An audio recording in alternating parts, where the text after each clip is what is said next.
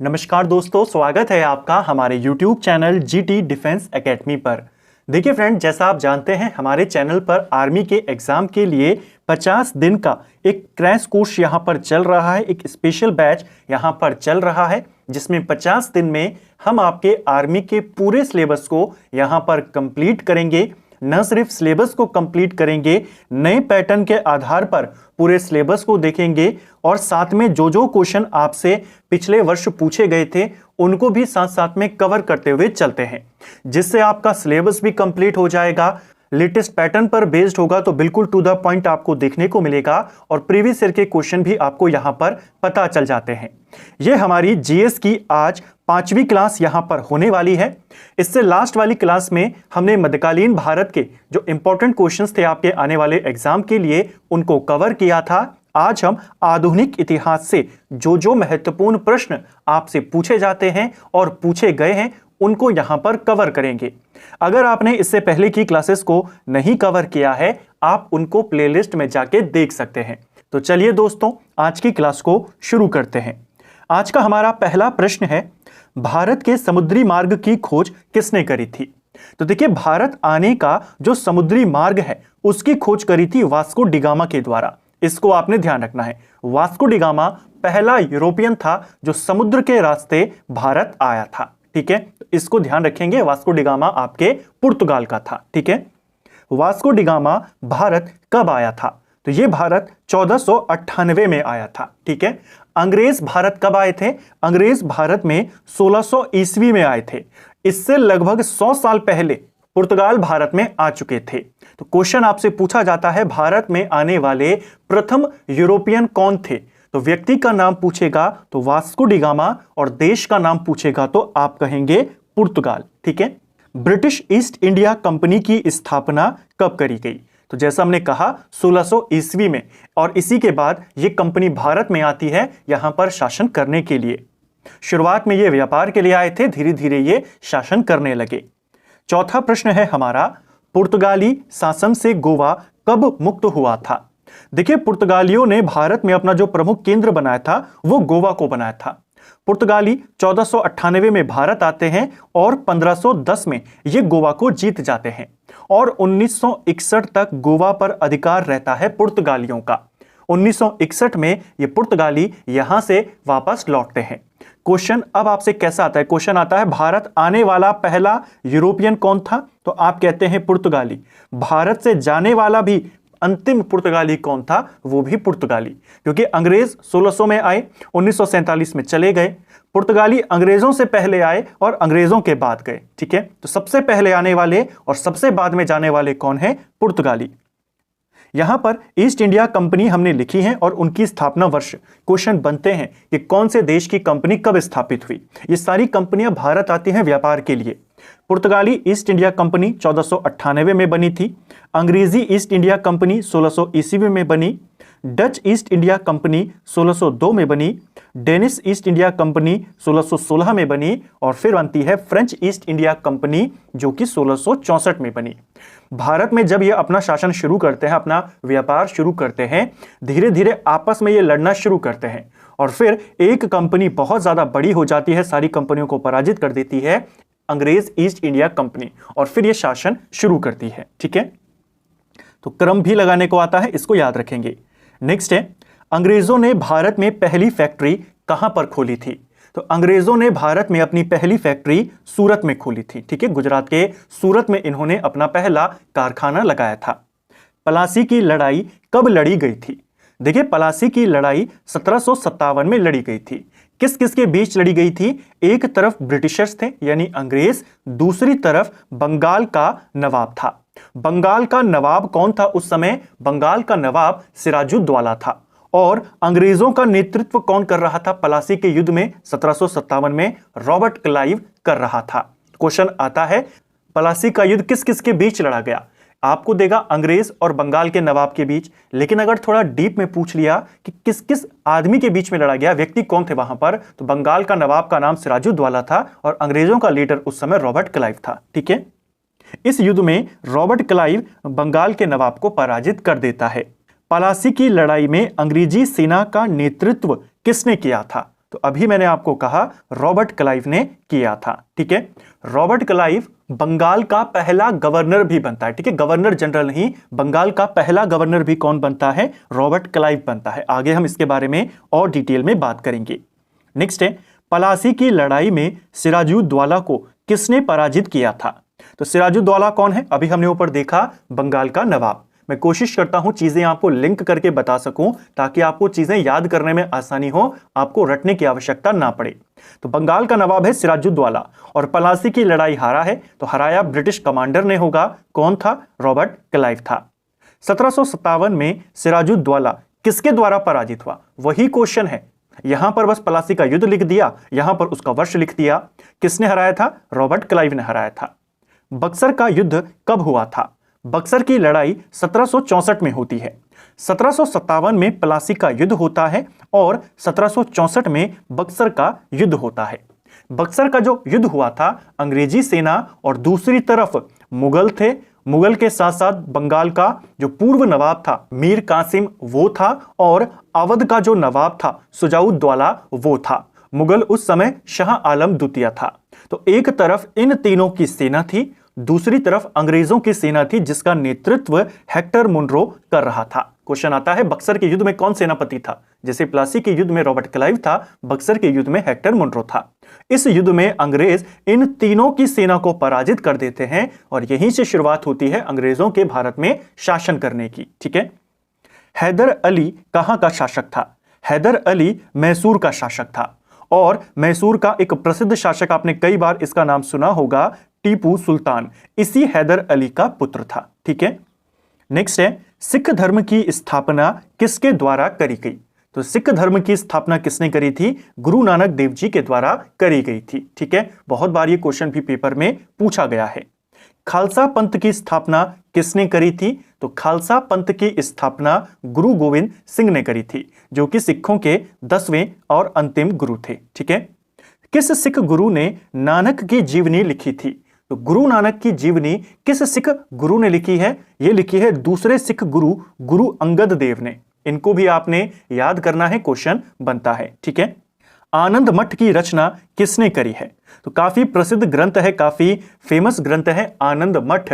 क्यों प्रसिद्ध है? जो हमारा राष्ट्रीय गीत है वंदे मातरम, इसी में हमें बताया गया है, यानी इसी से हमने इसको लिया है। ठीक है, इसके रचयिता कौन है? बंकिम चंद्र चटर्जी हैं। क्वेश्चन बन सकता है वंदे मातरम के रचयिता कौन है, या बताइए हमारे राष्ट्रगीत के रचयिता कौन है? राष्ट्रगान के तो आपको पता है रविन्द्रनाथ टैगोर हैं। इसी प्रकार वंदे मातरम के रचयिता बंकिम चंद्र चटर्जी हैं। ठीक है, एक काफी प्रसिद्ध आंदोलन हुआ था पूर्व काल में जिसे कहा जाता है सन्यासी आंदोलन, और इस सन्यासी आंदोलन का वर्णन हमें इस पुस्तक आनंद मठ में देखने को मिलता है। ठीक है, नेक्स्ट है, 1857 के विद्रोह के समय भारत का गवर्नर जनरल कौन था? तो देखिए, जब 1857 की क्रांति होती है उस समय भारत का गवर्नर जनरल लॉर्ड कैनिंग था, और जब यह क्रांति हुई, क्रांति को अंग्रेजों ने दमन कर दिया। क्रांति का 1858 में भारत शासन अधिनियम लाया गया और इस अधिनियम के तहत गवर्नर जनरल के पद को खत्म कर दिया गया। तो भारत का अंतिम गवर्नर जनरल कौन था? लॉर्ड कैनिंग था। इस अधिनियम के तहत एक नया पद बनाया गया जिसे वाइसरॉय कहा जाना था। पहला वाइसरॉय कौन बना था भारत का? यही लॉर्ड कैनिंग बना था। ठीक है, 1857 के विद्रोह में किसने सबसे पहले अपना बलिदान दिया था? तो सबसे पहले अपना बलिदान जो मंगल पांडे थे, ये आपके बंगाल में बैरकपुर के एक सिपाही थे, बैरकपुर छावनी में ये तैनात थे। सबसे पहले इन्हीं के द्वारा इस क्रांति की शुरुआत होती है। ठीक है, 1857 का विद्रोह कहां से प्रारंभ हुआ था? देखिए, शुरुआत तो इन्होंने कर दी थी मंगल पांडे ने। इन्होंने अपने अधिकारी के ऊपर गोली चला दी थी, उनका आदेश मानने से मना कर दिया था। बाद में इनको फांसी की सजा दे दी जाती है अगले ही महीने। उसके बाद सबसे पहले जो विद्रोह शुरू हुआ इस घटना के बाद, वो मेरठ में शुरू हुआ। तो क्वेश्चन आएगा मंगल पांडे कहां के हैं? आप कहेंगे बंगाल के हैं, बैरकपुर के हैं। सबसे पहले विद्रोह की घटना कहां से शुरू हुई? तब आप मेरठ का आंसर करेंगे। ठीक है, नेक्स्ट है, मंगल पांडे किस रेजिमेंट का सिपाही था? तो मंगल पांडे 34वीं बंगाल नेटिव इन्फेंट्री के सिपाही थे। यह भी पूछी जाती है कि किस इन्फेंट्री से संबंधित थे, कौन से रेजिमेंट से संबंधित थे? तो ये बंगाल के बैरकपुर छावनी में तैनात थे, 34वीं नेटिव इन्फेंट्री से संबंधित थे। मारो फिरंगी को यह नारा किसने दिया था? तो फिरंगी को मारो या मारो फिरंगी को यह नारा मंगल पांडे ने ही दिया था। ठीक है। अंतिम मुगल बादशाह कौन था? देखिए, अंतिम जो मुगल शासक था वो बहादुर शाह जफर था। बहादुर शाह जफर को कुछ जगहों पर बहादुर शाह द्वितीय भी लिखा जाता है, दोनों एक ही नाम है, इसको ध्यान रखेंगे। जब 1857 की क्रांति हुई उस समय भारत में मुगल शासक कौन था? यही बहादुर शाह जफर था। हालांकि काफी ज्यादा बूढ़ा हो चुका था।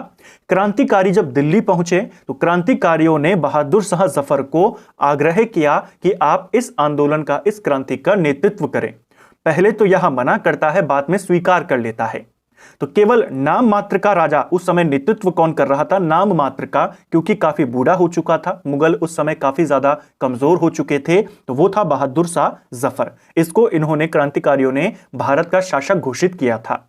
हालांकि अंग्रेज क्रांति का दमन कर देते हैं और बहादुर शाह जफर को पकड़कर रंगून भेज देते हैं, तो इसकी मृत्यु वहीं पर होती है। इसको भारत से निकाल दिया जाता है, एक तरीके से निर्वासित कर दिया जाता है। इसका जो सेनापति था उसका नाम था बख्त खान। ये एक मुगल सेनापति था। आपसे क्वेश्चन आता है कि दिल्ली में या फिर भारत में 1857 की क्रांति का सैन्य नेतृत्व कौन कर रहा था? नाम मात्र का तो ये कर रहा था, जो वास्तविक नेतृत्व कर रहा था भारत में और खासकर दिल्ली में, वो बख्त खान कर रहा था। ठीक है। बाकी अलग अलग क्षेत्रों में अलग अलग जो क्रांतिकारी थे वो कर रहे थे। बिहार में कुंवर सिंह कर रहे थे, झांसी में रानी लक्ष्मीबाई कर रही थी, अवध में वाजिद अली शाह कर रहे थे। इस तरीके से आपसे क्वेश्चन बनते हैं। नेक्स्ट है, चंपारण सत्याग्रह किस वर्ष शुरू हुआ था? तो देखिए, चंपारण सत्याग्रह होता है 1917 में। आपसे क्वेश्चन आता है, महात्मा गांधी ने भारत में सत्याग्रह का सबसे पहला प्रयोग कहां पर किया? तो आप सीधा टिक करेंगे, चंपारण में किया था। चंपारण सत्याग्रह का नेतृत्व किसने किया था? तो चंपारण सत्याग्रह का नेतृत्व महात्मा गांधी ने किया था। किस आंदोलन के दौरान महात्मा गांधी को महात्मा की उपाधि दी गई थी? तो देखिए, महात्मा गांधी का पूरा नाम क्या है? मोहनदास करमचंद गांधी। इनको महात्मा की उपाधि किसके द्वारा दी गई थी? रविंद्रनाथ टैगोर के द्वारा इनको ये उपाधि मिली थी। और यह उपाधि किस आंदोलन के दौरान या किस आंदोलन की सफलता के बाद मिली? चंपारण आंदोलन के दौरान।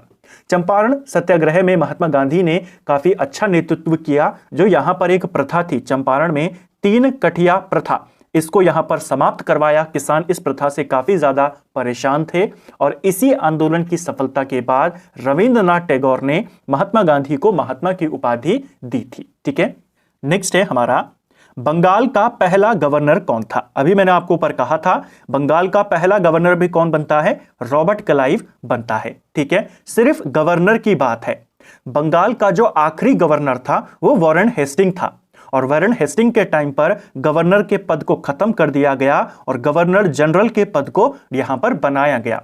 तो बंगाल का अंतिम गवर्नर वॉरेन हेस्टिंग था और पहला गवर्नर जनरल यहां पर वॉरेन हेस्टिंग था। ठीक है। और सिर्फ गवर्नर बोलेगा तो वो रॉबर्ट क्लाइव था।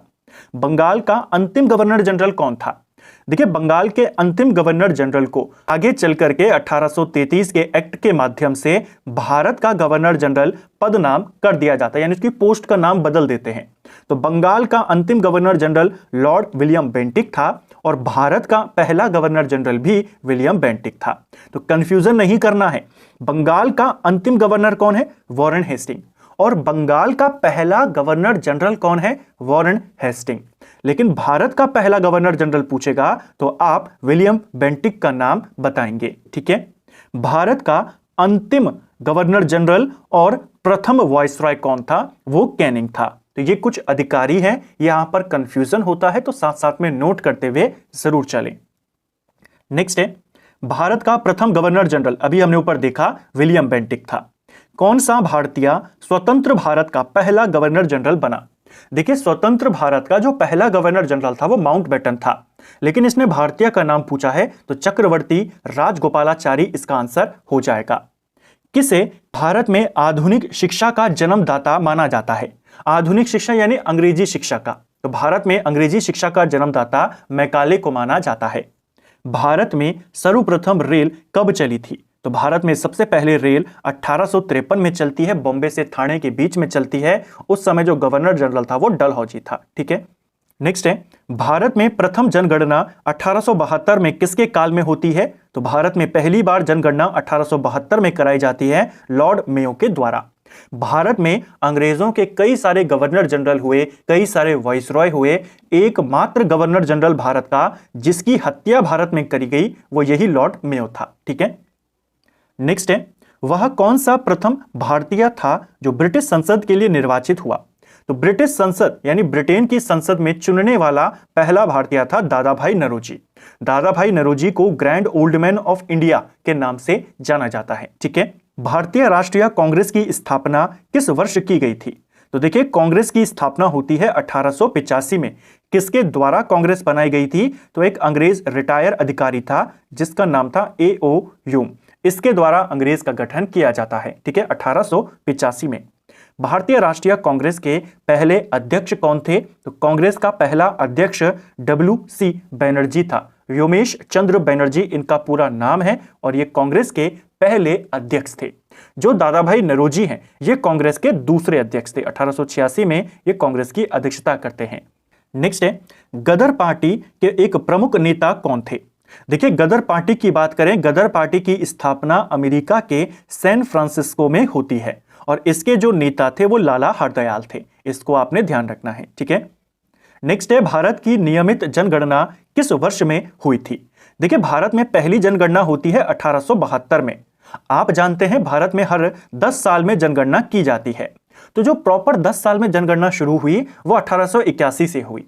तो पहली जनगणना 72 आप बताएंगे और नियमित जनगणना 81 को बताएंगे। इसके बाद हर 10 साल में, इसके बाद 91 में, फिर 1901 में, 1911 में, 1921 में, 1931 में, ऐसे ऐसे 2011 तक हर बार लगातार 10 साल में जनगणना होती रही। भारतीय राष्ट्रीय कांग्रेस की स्थापना अभी हमने देखी थी 1885। असहयोग आंदोलन किस वर्ष शुरू किया गया था? तो जो नॉन कॉरपोरेशन मूवमेंट था कब शुरू किया गया था? 1920 में शुरू किया गया था। महात्मा गांधी ने इसे शुरू किया था। 1873 में सत्यशोधक समाज की स्थापना किसके द्वारा करी गई? तो सत्यशोधक समाज 1873 में महात्मा ज्योतिबा फुले के द्वारा बनाया गया था। ठीक है, किसने बनाया था? महात्मा ज्योतिबा फुले। इनको भी महात्मा कहा जाता है। ठीक है, रामकृष्ण मिशन की स्थापना किसने करी थी? तो देखिए, रामकृष्ण मिशन स्वामी विवेकानंद के द्वारा स्थापित किया गया था। 1897 में इन्होंने इसे स्थापित किया था। जो स्वामी विवेकानंद थे इनके गुरु का नाम था स्वामी रामकृष्ण और उन्हीं के नाम पर रामकृष्ण मिशन इन्होंने बनाया था। सत्यार्थ प्रकाश पुस्तक के लेखक कौन है? तो काफी प्रसिद्ध पुस्तक है सत्यार्थ प्रकाश। इसे दयानंद सरस्वती ने लिखा है। वेदों की ओर वापस लौटो का नारा किसके द्वारा दिया गया था? तो यह नारा भी दयानंद सरस्वती ने दिया था। इनको ध्यान रखेंगे। ठीक है, सत्यार्थ प्रकाश भी इन्होंने लिखी है और वेदों की ओर लौटो ये नारा भी किसका था? स्वामी दयानंद सरस्वती का था। ब्रह्म समाज की स्थापना कब और किसने करी थी? तो देखिए, ब्रह्म समाज की स्थापना होती है 1828 में और यह स्थापना राजा राम मोहन राय ने करी थी। राजा राम मोहन राय को आधुनिक भारत का निर्माता, भारतीय पुनर्जागरण का जनक कहा जाता है। ठीक है, प्रार्थना समाज के संस्थापक कौन थे? तो प्रार्थना समाज के संस्थापक आत्माराम पांडुरंग थे। ठीक है, ये प्रार्थना समाज की स्थापना 1867 में करते हैं। वल्लभ भाई पटेल को सरदार की उपाधि किसने दी थी? तो देखिए, सरदार वल्लभ भाई पटेल को सरदार की जो ये उपाधि मिली थी ये महात्मा गांधी ने दी थी। सरदार पटेल ने एक आंदोलन जिसका नाम था बारदोली सत्याग्रह, बारदोली सत्याग्रह का सफलतापूर्वक नेतृत्व किया था और इसी आंदोलन के बाद महात्मा गांधी ने इनको सरदार की उपाधि दी थी। भारत में मुस्लिम लीग की स्थापना कब होती है? तो कांग्रेस की स्थापना तो हमने देख ली 1885 में। इसके लगभग 20 साल के बाद यानी 21 साल के बाद मुस्लिम लीग का गठन हो जाता है। ठीक है, 1906 में। क्रिप्स मिशन कब भारत आया था? तो क्रिप्स मिशन भारत आया था 1942 में। बहुत इंपॉर्टेंट पॉइंट है।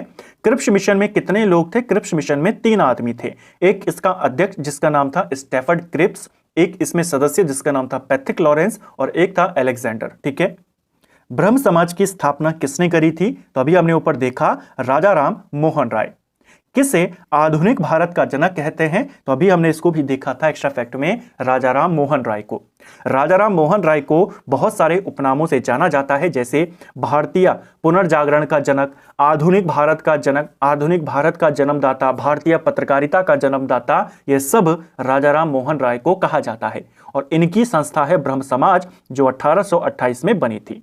एक और इंपॉर्टेंट क्वेश्चन आपसे पूछा जाता है, यहीं पर नोट कर लीजिए, राजाराम मोहन राय को जो ये राजा की उपाधि थी किसने दी थी? तो देखिए, एक मुगल शासक हुआ जिसका नाम था अकबर द्वितीय। अकबर द्वितीय के समकालीन थे राजाराम मोहन राय, और इसी अकबर द्वितीय ने इनको राजा की उपाधि दी थी। ठीक है, नेक्स्ट है, गोदान किसकी पुस्तक है? तो गोदान किसकी किताब है? गोदान मुंशी प्रेमचंद की किताब है। ठीक है, भारतीय राष्ट्रीय कांग्रेस फिर से आ गई स्थापना 1885। संस्थापक कौन है? अब आप आसानी से बता देंगे, AOU इसका संस्थापक था। महात्मा गांधी के राजनीतिक गुरु कौन थे? यह बहुत इंपॉर्टेंट पॉइंट जो कई बार परीक्षाओं में पूछा गया है। देखिए, महात्मा गांधी के जो राजनीतिक गुरु थे उनका नाम था गोपाल कृष्ण गोखले। महात्मा गोखले जो हैं, या गोपाल कृष्ण गोखले जो हैं, ये महात्मा गांधी के राजनीतिक गुरु थे। एक और क्वेश्चन आपसे पूछा जाता है, महात्मा गांधी जब दक्षिण अफ्रीका से भारत वापस लौटे तो किस नेता ने महात्मा गांधी को भारत भ्रमण करने की सलाह दी थी? यह सलाह भी गोपाल कृष्ण गोखले ने दी थी। ठीक है, साइमन कमीशन का भारत आगमन किस वर्ष हुआ था? आपने हिस्ट्री की किताबों में नारे पढ़े होंगे, साइमन गो बैक। तो साइमन आया कब था? साइमन आया था 1928 में। ठीक है, और इसीलिए साइमन गो बैक के नारे लगाए गए कि साइमन वापस जाओ। साइमन कमीशन बेसिकली एक कमीशन था, एक आयोग था, जिसका जो अध्यक्ष था उसका नाम था जॉन साइमन, और जॉन साइमन इसका अध्यक्ष था, इसीलिए इस आयोग को साइमन कमीशन कहा गया। इसमें कुल 7 मेंबर इसमें शामिल थे, सातों के सातों अंग्रेज थे, इसीलिए इसका विरोध किया गया। इसके विरोध का कारण क्या था? विरोध का कारण सिर्फ यह था, इसमें एक भी भारतीय को शामिल नहीं किया गया था। गांधी जी ने किस कानून को काला कानून कहा था? तो देखिए, काला कानून कहा जाता है रॉलेट एक्ट को। रॉलेट एक्ट आपका 1919 के समय में यह आया था। इस कानून के तहत किसी भी व्यक्ति पर अगर अंग्रेजों को, यानी सरकार को, क्योंकि उस समय अंग्रेजों की सरकार थी, जरा सा भी संशय होता था, डाउट होता था, तो उसको वो गिरफ्तार कर सकते थे केवल शक के आधार पर। और अगर आपको गिरफ्तार कर लिया तो ना आप कहीं पर अपील कर सकते हैं, ना अपनी कोई बात रख सकते हैं, ना कोई दलील दे सकते हैं, और ना आपको कोई वकील दिया जाएगा। इस कानून को बिना वकील, बिना अपील, बिना दलील का कानून भी कहा गया, और काला कानून कहा गया महात्मा गांधी के द्वारा। इसी कानून का विरोध कर रहे थे पंजाब के 2 बड़े नेता, जिसमें एक का नाम था डॉक्टर सत्यपाल और एक का नाम था डॉक्टर सैफुद्दीन किचलू। ये दोनों कांग्रेस के बड़े नेता थे, पंजाब के नेता थे, इसी एक्ट का विरोध कर रहे थे। इन्हीं दोनों नेताओं को गिरफ्तार कर लिया गया, और इन्हीं दोनों नेताओं की गिरफ्तारी के विरोध में जलियांवाला बाग में एक सभा का आयोजन किया जा रहा था, जिसके ऊपर जनरल डायर गोलियां चलवा देता है, और इस घटना को हम कहते हैं जलियांवाला बाग हत्याकांड। तो वो भी किस विरोध में हो रहा था? इनडायरेक्टली इसी का विरोध था, क्योंकि नेता इसी की वजह से गिरफ्तार हुए थे वो दोनों। ठीक है, इनकलाब जिंदाबाद का नारा किसने दिया था? तो यह नारा भगत सिंह के द्वारा दिया गया था। भारतीय राष्ट्रीय कांग्रेस की पहली भारतीय महिला अध्यक्ष कौन थी? देखिए, कांग्रेस की अगर सिर्फ पहली महिला अध्यक्ष पूछेगा तब आप कहेंगे एनी बेसेंट। ठीक है, लेकिन अगर कांग्रेस की पहली भारतीय महिला अध्यक्ष पूछेगा तो सरोजनी नायडू को आप टिक करेंगे। कांग्रेस के किस अधिवेशन में पहली बार जनगण मन गाया गया था? तो पहली बार हमारा राष्ट्रगान कांग्रेस के 1911 के कोलकाता अधिवेशन में गाया गया था। ठीक है, नेक्स्ट है, शेर ए पंजाब किसका उपनाम था? तो देखिए, शेर ए पंजाब के नाम से लाला लाजपत राय को जाना जाता है। जैसा हमने ऊपर बात करी थी कि साइमन कमीशन जब आया तो साइमन कमीशन का बहुत जगहों पर विरोध किया गया। लाला लाजपत राय भी साइमन कमीशन का विरोध कर रहे थे लाहौर में, और लाहौर में विरोध करते हुए लाठीचार्ज होता है। इनके ऊपर काफी ज्यादा लाठियां पड़ती हैं, गंभीर रूप से ये घायल हो जाते हैं, और लगभग 1 महीने के भीतर घायल होने की वजह से इनका निधन हो जाता है। तो लाला लाजपत राय साइमन कमीशन का विरोध करते हुए घायल हुए थे, और उसी घायल की वजह से इनका निधन होता है। क्वेश्चन आता है, अब क्योंकि एक बड़े नेता का निधन हो गया किसी चीज का विरोध करते हुए, तो प्रश्न आपसे पूछा जाता है कि भारत में साइमन कमीशन का सबसे ज्यादा विरोध किसने किया? तो आप कहेंगे लाला लाजपत राय। आपसे क्वेश्चन आएगा साइमन गो बैक का नारा किसने दिया? तो भी लाला लाजपत राय पर ही आपने टिक करना है। ठीक है, वर्ष 1919 में जलियांवाला बाग हत्याकांड कहां पर हुआ था? तो यह हत्याकांड अमृतसर में हुआ था। ठीक है। काकोरी ट्रेन डकैती कांड के नायक कौन थे? तो काकोरी ट्रेन डकैती कांड में कई सारे लोग शामिल थे, जिनमें आपके रामप्रसाद बिस्मिल प्रमुख हैं। ठीक है। इसके अलावा और भी थे, चंद्रशेखर आजाद इसमें शामिल थे, सजेंद्र सान्याल इसमें शामिल थे और भी सारे लोग इसमें शामिल थे। जलियांवाला बाग में गोली चलाने का आदेश किसने दिया था? तो यह आदेश जनरल डायर ने दिया था। ठीक है, जैसा मैंने आपको ऊपर कहा। सरफरोशी की तमन्ना अब हमारे दिल में है, यह गीत किसने रचा है? तो यह रामप्रसाद बिस्मिल की रचना है। महात्मा गांधी ने दांडी यात्रा कहां से प्रारंभ करी थी? देखिए, नाम दांडी यात्रा है तो दांडी से शुरू नहीं होगी, दांडी के लिए शुरू होगी। इसकी शुरुआत इन्होंने अपने आश्रम साबरमती से करी थी। साबरमती से दांडी लगभग 380-85 किलोमीटर दूर पड़ता है। महात्मा गांधी अपने आश्रम से दांडी के लिए मार्च करते हैं, मार्च के महीने में निकलते हैं, तो इसे दांडी मार्च कहा गया। यहां पहुंचकर साबरमती से दांडी पहुंचकर ये नमक बनाते हैं। उस समय नमक बनाना गैर कानूनी था। नमक बनाकर कानून तोड़ते हैं और सविनय अवज्ञा आंदोलन की शुरुआत करते हैं। तो साबरमती से दांडी की यात्रा को कहा जाता है दांडी यात्रा। ठीक है। गांधी इरविन समझौता कब हुआ था? यह इरविन कौन है? इरविन उस समय भारत का वाइसरॉय था। तो महात्मा गांधी और इरविन के बीच में एक समझौता होता है, जिसे गांधी इरविन पैक्ट कहते हैं, गांधी इरविन समझौता कहते हैं। दिल्ली समझौता भी इसी को कहा जाता है। यह हुआ था 1931 में, 5 मार्च की डेट थी जब यह समझौता हुआ था। ठीक है।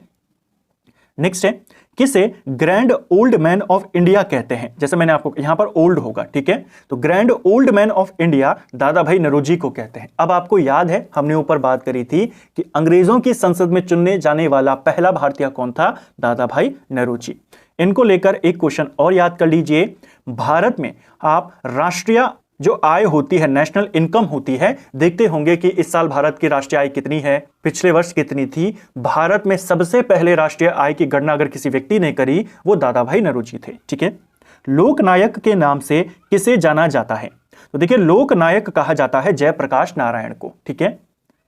किस आंदोलन के दौरान, एक और चीज याद करना, जननायक कहा जाता है कर्पूरी ठाकुर को। तो लोकनायक जयप्रकाश नारायण, जननायक कर्पूरी ठाकुर और लोकमान्य तिलक को कहते हैं। ठीक है। किस आंदोलन के दौरान महात्मा गांधी ने करो या मरो का नारा दिया था? तो महात्मा गांधी ने करो या मरो का नारा भारत छोड़ो आंदोलन के दौरान दिया था, जब 1942 में इस आंदोलन की शुरुआत करी थी। इसको भी आपने ध्यान रखना है। ठीक है। नेक्स्ट है, डिस्कवरी ऑफ इंडिया किसकी रचना है? तो काफी प्रसिद्ध पुस्तक है डिस्कवरी ऑफ इंडिया, भारत के पहले प्रधानमंत्री जवाहरलाल नेहरू की रचना है। इंडिया डिवाइडेड पुस्तक किसके लेखक कौन है? तो इंडिया डिवाइडेड यह किताब डॉक्टर राजेंद्र प्रसाद ने लिखी है, जो भारत के पहले राष्ट्रपति थे। इंडिया विंस फ्रीडम के लेखक कौन है? बहुत बार ये परीक्षा में पूछी गई है, मौलाना अबुल कलाम आजाद इसके रचयिता हैं। India wins freedom. ठीक है। प्रथम विश्व युद्ध कब प्रारंभ हुआ था? तो पहला विश्व युद्ध 1914 में शुरू होता है और 1918 तक चलता है। प्रथम विश्व युद्ध कब समाप्त हुआ? 1918 में। अमेरिका ने जापान पर पहला परमाणु बम किस शहर में गिराया था? तो देखिए, अमेरिका ने सेकेंड वर्ल्ड वॉर के दौरान, दूसरे विश्व युद्ध के दौरान पहले हिरोशिमा पर बम गिराया और फिर नागासाकी के ऊपर बम गिराया। तो पहले बम किसके ऊपर गिरा था? पढ़ते हैं, हिरोशिमा और नागासाकी। हिरोशिमा पर पहले गिरा था, 6 अगस्त 1945 को हिरोशिमा पर बम गिराया गया और इसके 3 दिन के बाद 9 अगस्त को नागासाकी के ऊपर परमाणु बम गिराया गया था। इन दोनों डेट्स को आपने ध्यान रखना है। ठीक है। नेक्स्ट है, तवांग मठ कहां स्थित है? परीक्षा में पूछा गया है। एक प्रसिद्ध बौद्ध मठ है तवांग मठ, यह आपके अरुणाचल प्रदेश में स्थित है। भारत में कितने ज्योतिर्लिंग हैं? तो भारत में ज्योतिर्लिंगों की संख्या है 12। ठीक है। जलियांवाला बाग हत्याकांड के विरोध में किसने नाइटहुड की उपाधि वापस करी थी? तो देखिए, अंग्रेजों ने रविन्द्रनाथ टैगोर को एक उपाधि दी थी, नाइटहुड की उपाधि। नाइटहुड यानी इनको सर की उपाधि दी गई थी। आप देखते होंगे अंग्रेजों के नाम के आगे ज्यादातर सर लगाया जाता है, तो इनको यह उपाधि दी गई थी। जब जलियांवाला बाग हत्याकांड हुआ, रविन्द्रनाथ टैगोर अपनी इस उपाधि को वापस लौटा देते हैं। महात्मा गांधी को भी अंग्रेजों ने एक उपाधि दी थी, केसर ए हिंद की उपाधि। महात्मा गांधी भी अपनी इस उपाधि को वापस लौटा देते हैं। ठीक है। नेक्स्ट है, मुगल वंश का अंतिम शासक कौन है? पेपर में पूछा गया है। बहादुर शाह जफर मुगल वंश का अंतिम शासक था। भगत सिंह को कौन सी जेल में फांसी दी गई थी? तो भगत सिंह को और इनके साथी सुखदेव और राजगुरु को फांसी लाहौर की सेंट्रल जेल में दी गई थी। तो कहां की जेल में दी गई थी? लाहौर। तो आपने ध्यान रखना है, पेपर में पूछा गया था। ठीक है, कब इनको फांसी दी गई थी डेट सहित पूछा जाता है। 23 मार्च 1931 को इनको फांसी की सजा दी गई थी। ठीक है, इसको भी आपने याद करना है। तो फ्रेंड्स, ये था हमारा आज का वीडियो जिसमें हमने हमारे क्रैश कोर्स की 5वें दिन की क्लास को कवर किया और इसमें आधुनिक भारत के जो इंपॉर्टेंट क्वेश्चंस थे, जो पूछे जा सकते हैं, जो पूछे गए हैं, उनको अतिरिक्त तथ्यों के साथ यहां पर कवर करने का प्रयास किया। अगर आपको ये वीडियो पसंद आया है तो वीडियो को लाइक करें, चैनल पर नए हैं तो चैनल को सब्सक्राइब करें, अपने दोस्तों के साथ शेयर करें। वीडियो आपको कैसा लगा कमेंट बॉक्स में हमें जरूर बताएं। Thank you friends.